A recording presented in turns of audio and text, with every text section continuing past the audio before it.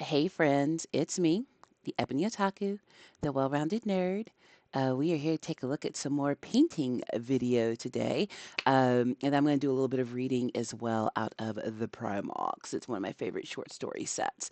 I'm super excited because, yes, the Titan is built now, but just wanted to show you some of my steps along the way of how I got there. And then just more of what my painting setup looks like and how I work and get things done.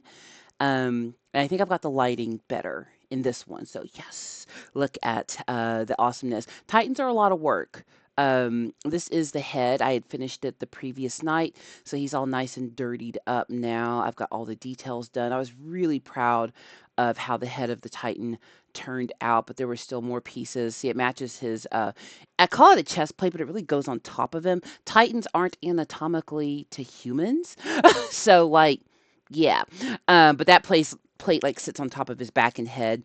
The feet, I was really pleased with how they turned out. Those were the first pieces I painted, and they took a long time. They took as long to paint as honestly the rest of the model. The feet and the weapons, and then these guys as well. Those are guards that go on his, I guess, what would be the shin, the lower leg. They don't.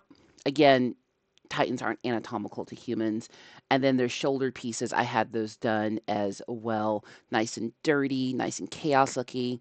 And the only thing that I had airbrushed on my Titan was the primer. And on the really large pieces, the base coat, but even that center kind of hole piece, I hand painted all of that, and I hand painted all of this. Um, and then the weapons are their own special. So just showing you the different bits and bobs. I try to stay organized. It's like where you see my mouse hovering over here to the right. Um, that little tray of brushes goes in the little toolbox in my big painting toolbox. I keep my paints in the toolbox, so if I want to go somewhere else, I can easily just whoop and go. But there's still more pieces here to paint. So while I gotten a lot of the major pieces done, there's still some detail work to do on like the leg and arm bits. The center like kind of torso groin. I had not decided at this point if I was going to use all of these little pistons. I still have not put the pistons on, not gonna lie. Like real time, have not decided I'm doing that. I know how they go on. I'm just not gonna.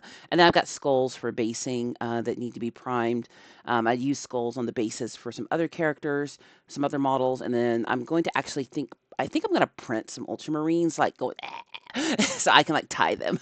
The Titan's not done. He's done enough to play, but I still have other things I want to do with that model to make it, cooler.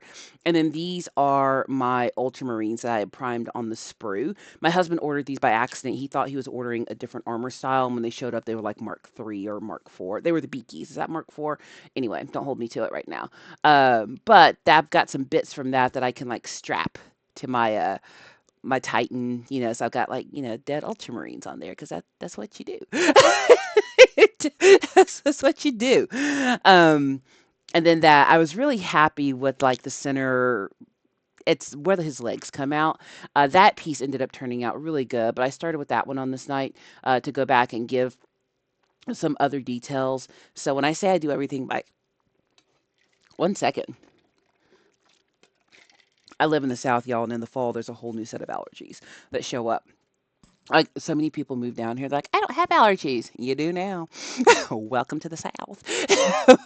But and plus I've got like 15 plants in my office. How many do I have? One, two, three, four, five, six. I have 7 plants in my office. Like they're all here along the window. You can see a little bit of my blue orchid, which actually let me turn. It is so pretty. It has nothing to do with this video. Is that not a gorgeous flower? Anyway, let me put this back while I make mistakes. Um, but yeah, so when I say I paint by hand, I really mean I paint by hand. And that's why I'm trying to learn some airbrushing so that I can have other bits of my army that I want for future battles ready. Because then I will have, when I get my Emperor's Children, when I get the Dreadnoughts done, and I've got some Predator tanks and some, what are they called? Palatine blades and a retinue for my Praetor. That will be a completed army of 3,000 points. 3,000 points allows me to have the Titan. So, the Titans are their own detachment anyway. So I don't have to rush and get another Titan done. My Titan leads is chaos. My completed army will be chaos. So he's coming with me to every battle, basically. But now what you see me doing is going in here after I've done the trim, which I painted by hand. Now I'm going in and cleaning up any spots I see where the gold may have bled over. And I think I'm actually using my Games Workshop brush now. It's got the tiniest of points. And I need that for this kind of work.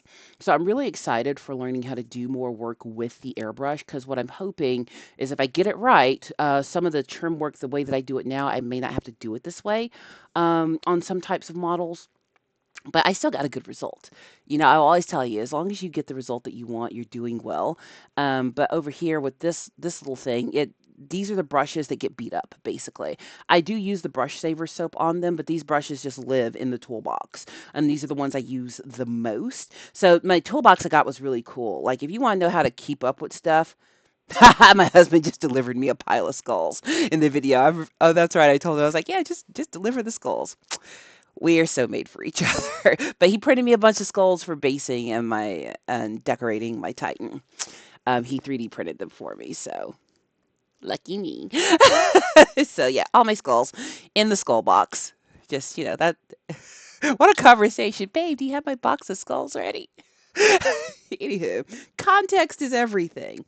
But yeah, anyway, back to that little caddy of brushes, because I know people do want to know about like my process and stuff. So that thing of brushes sits in a little toolbox that comes in my big toolbox, and that's my main way of transporting my paint. So I'm ready to like pick up and go if we want to go paint at a shop, or like if I'm going on a trip or something. I'm looking at different um paint caddies for when I have to go back on the road for work come January, because first quarter is going to be insane for us. So I would like to keep up with doing my models and stuff on the road. And that'd be some interesting videos, painting on the road.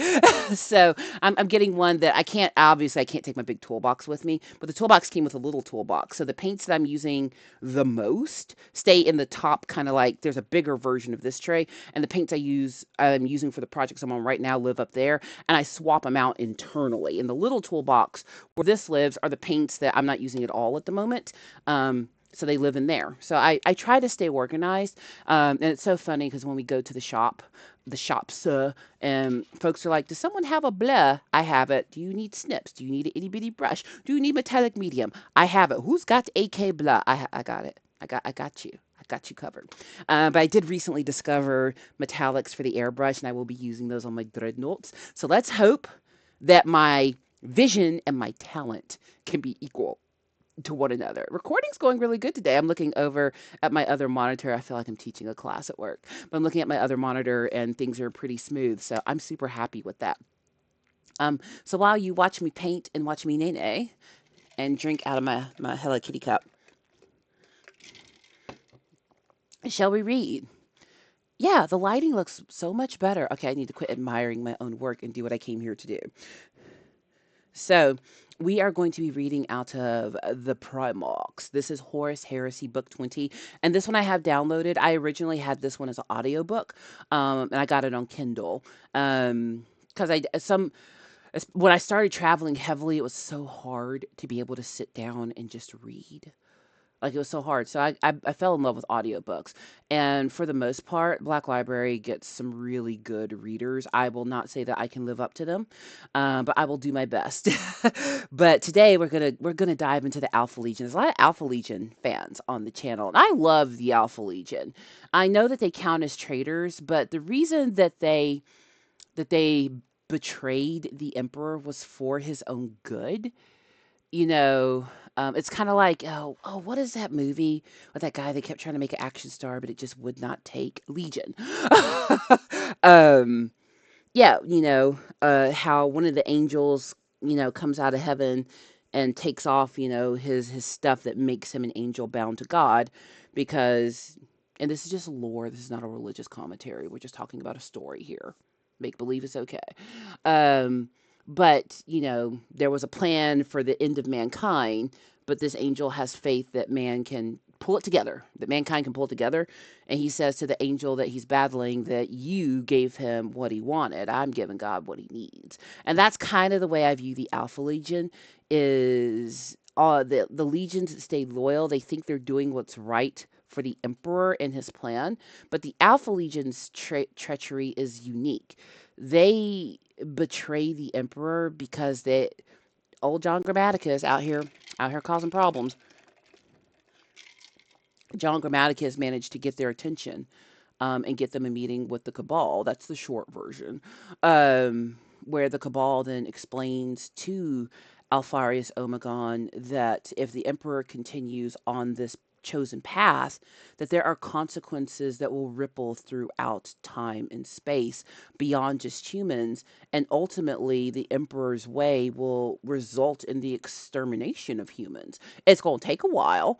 It's not going to be today, but it still will happen. And for the sake of the galaxy and any chance of preserving humanity, we gonna need to make some changes, and that is why the Alpha Legion defected, was because from their perspective, they're saving the Emperor from himself, and that's the hardest thing to do, is to try to save people from themselves.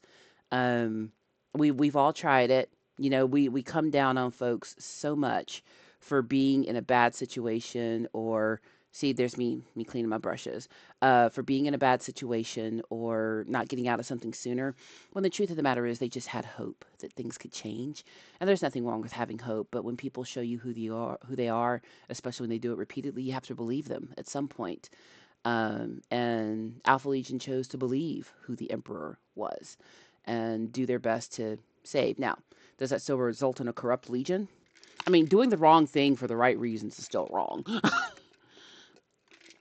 But their dumb hearts, all five of them, were, were in the right place. But we're going to be picking up in Primarchs, digital version, book 20. Um, and this particular story is written by Rob Sanders. So, shall we? Yes, we shall. Enjoy the painting and the reading. The Primarchs, Horus Heresy, Book 20. The Serpent Beneath, by Rob Sanders. Alpha. Apparatus 5 Hydra.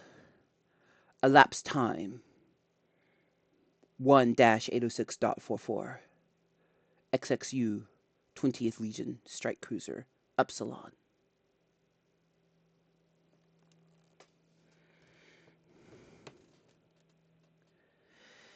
Everything proceeds in accordance with the Primarch's wishes, my lord. And yet, I am uneasy, replied Omegon.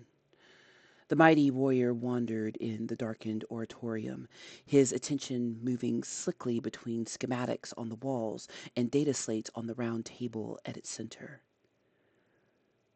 Ursinus Echion stood before him, only as a hololithic ghost. The Tenebrae Array 950 is a tactical priority, brother. Much relies on the technology's continued operation. He seated himself in one of the chamber's thrones, rested his elbows on the armrest, and steepled his fingers pensively. You know my concerns. Of course, Lord Omegon, the pellucid Echion replied. Omegon remained thoughtful. Echion no longer wore the robes of the librarius, instead opting for the plain attire of a company legionnaire. As one of the Legion's senior psychers, he had been an obvious choice to oversee the operation of the new ephemeral technology, even if his status as a librarian had remained a secret. You understand my concerns, Omegon repeated. But do you share them? He watched a shimmer of doubt cross the librarian's hololithic face. the temptation to lie, the decision not to. The pylon array was constructed precisely to specification, Ekion admitted. It's operating satisfactorily. Speak your mind, Omegon told him, as all of our calling are encouraged to do. This technology is ancient as it is alien, Ekion said at length. If the designs for its construction and the order to release the project have not come from Alfarius himself, I would have thought the endeavor misguided. Your vigilance and mistrust serve your legion well, Amigan assured him. I have as much distaste for the Xenos and their despicable ways as you, brother. But the Hydra strikes with many heads, and we must indulge variety over prejudice, however natural such aversion might be. You know this, Ekion. Of course, Lord Omegon. And, as you said, it is the Primarchs' wish. Yes. You are right to be cautious. Are you experiencing any difficulties? He asked. Again, Ekion balanced honesty against prudence, against the prudence of honesty. From time to time, we experience problems acquiring Psyker's slave stock. On occasion, this has brought us into conflict with the Sisters of Silence and their black ships. Nothing my legionnaires can't handle, of course. Does it trouble you, brother, trading in your own kind, thus? Ekion considered his answer. The technology is demanding. We all have our part to play. My kind, as you call them, must play theirs, just as the Legion plays its own. Quite, Omegon agreed. Anything else? What of our allies? The Geno 760s, Sparkted, made restless sentinels, but they carry out their duties peerlessly. The Mechanicum... The librarian paused. Artisan Impir Agramos is a difficult man. I monitor the pylon array's operation, but he is responsible for its maintenance. He is unnecessarily harsh with the slave stock and interprets his directives, how might one say, creatively. I suspect he knows more about the technology's workings than he or his people let on. That sounds like a problem. He knows he is essential to the Tenebrae operation, so he takes liberties. It's probably me. I just don't like him. A man would be ill-advised to take liberties with the Alpha Legion, Omegon said coolly. He was out of the throne and back to pacing the oratorium. Master Ekion, your work on Tenebrae has been outstanding, but I want it to remain that way. I feel you would benefit from a fresh pair of eyes to look into your interest. If you feel that is necessary, my lord, Ekion replied. Do you have intelligence placing the operation in jeopardy? Not directly, but our allies and enemies alike have learned much from us. We do not only have to guard against the Emperor's spies in our midst, the War Master, too, has his fiendish ways. We should never underestimate the threat of the Xenos. And then, of course, we must keep our own friends faithful. Operatives can be bought, but those that share our path can also lose their way. Of course. That is why I must ask you to send me encrypted specifications for the Tenebrae base's security and defenses. Omegon continued. Echion raised an eyebrow.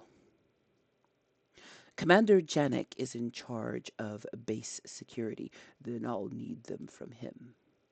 Schematics for the installation, the full designation of troops at your disposal, and details of garrison rotations. That should get us started. Echion nodded. What do you intend to do with such information, my lord, if you don't mind me asking?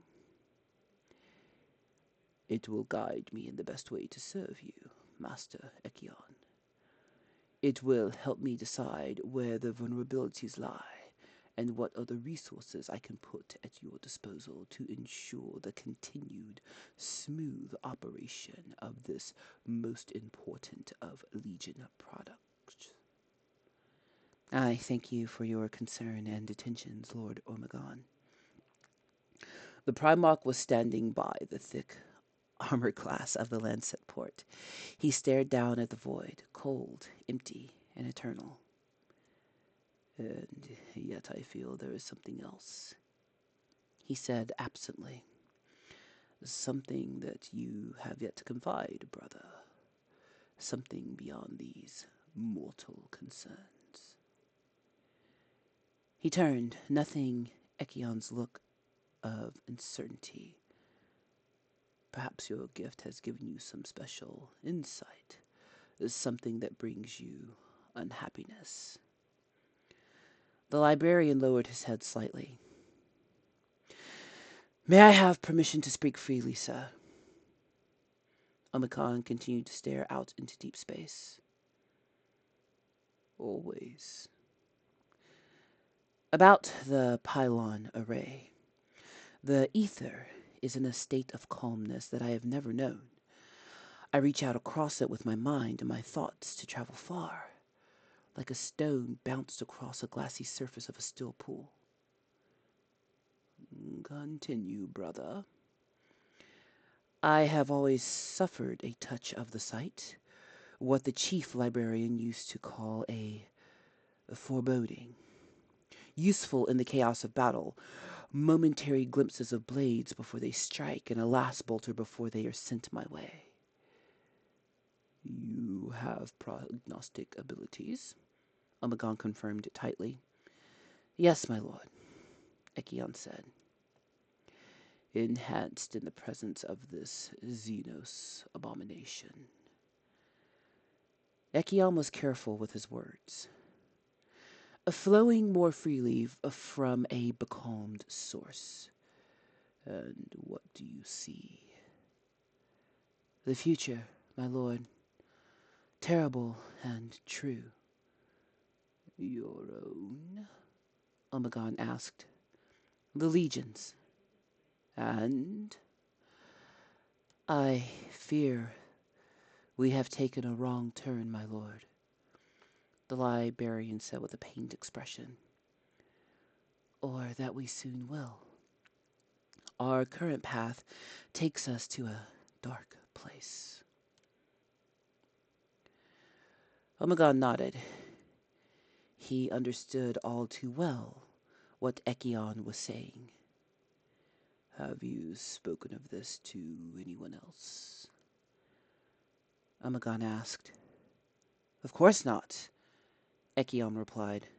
The Librarius was formally disbanded, but for the requirements of specific missions and assignments, the legionnaires under my command are not aware of my gift. What about your former master, the chief librarian? No, I confide only in you, Lord Omegon. And I am listening, brother. I do not doubt your capabilities, enhanced under these special circumstances.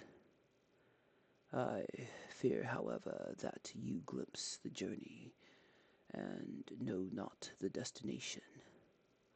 And trust in this. There are many futures many eventualities, many paths that the Alpha Legion might take. It is our enemies failing to see only what is presented to them in plain terms. Their undoing is to be blind to our myriad methods. Let us not make the same mistake. You can rest assured that Alpharius knows the darkness you have witnessed and has seen the light beyond. If we stay true to one another, to the purpose for which we are all created, and to the principles upon which our legion was founded, we will fill the light together. We will achieve enlightenment. We will secure the ultimate victory.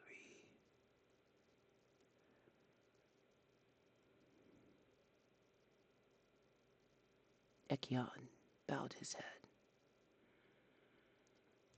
I thank you for your confidences, my lord, and yours, Master Ekion. I shall expect Commander Janek's triple-coded transmissions shortly. Now, if you'll excuse me, I have matters of equal gravity to attend to. Of course, Hydra Dominatus, Lord Omegon. Hydra Dominatus. Well, I hope you enjoyed that, the reading over my painting. As you can see in my process, when she says she paints by hand, she was not kidding. She does it all by hand. I think we'll continue with this Alpha Legion story in the next painting video. Um, Talk a little, paint a little, chat a little. Let me know how this format is working for you. I think I've got my lighting better. I don't know quite yet if I can get my magnifier in field of view for painting, but we will try. Um, yeah, so I think this video is coming to its end. Yep, there's only a little bit left in it. So, hey, that's perfect timing, right? So, as always, I hope you enjoyed this, but please like, comment, and subscribe, and I will see you in the next one.